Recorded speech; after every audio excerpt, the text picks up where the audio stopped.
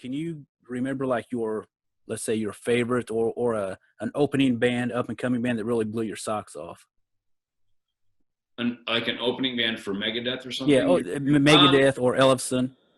Yeah, I mean, gosh, we've had, the one that's, okay, so usually we review, I mean, I think years back, like for instance, I already knew of Pantera. I was buddies with them. I'd already jammed on stage with them. So when they came out with us, I already knew who they were and that they were really coming up the ranks. Same with Stone Temple Pilots. They were a new band.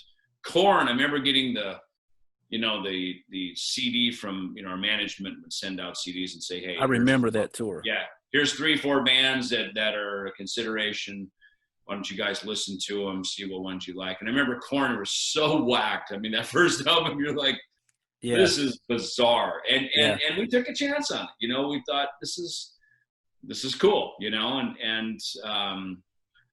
so we took a chance on them. And fortunately, the ones that, STP and, Korn and, obviously Pantera and stuff, a lot of these bands went on to become bigger than Megadeth at the time. They like shot to superstardom. Sure. And I think the one that was the unexpected was Alice in Chains.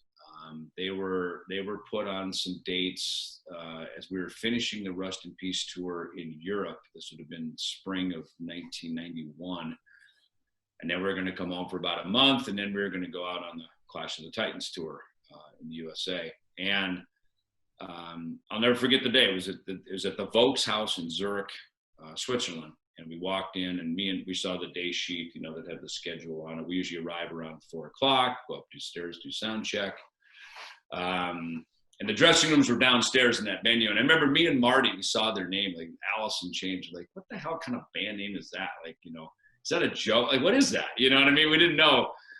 Because sometimes it would just say, local support, it would just, and so their name is on, like, who are these guys?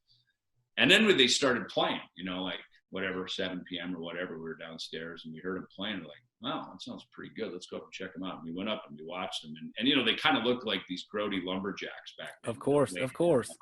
Yeah. Scraggly, their goatees, and it was just like, holy hell, this is amazing. We were blown away. We immediately called our management back in the United States, and we had not picked an opening band yet for the Clash of the Titans tour. It was Slayer, Megadeth, Anthrax, but there was going to be an opener.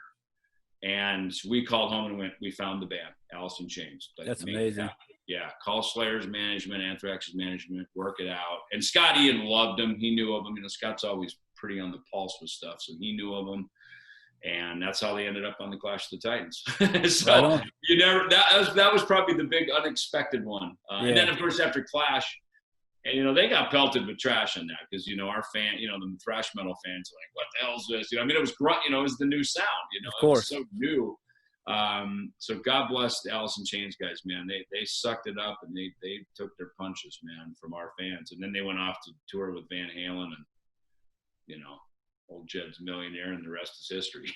So they did very well. God bless them.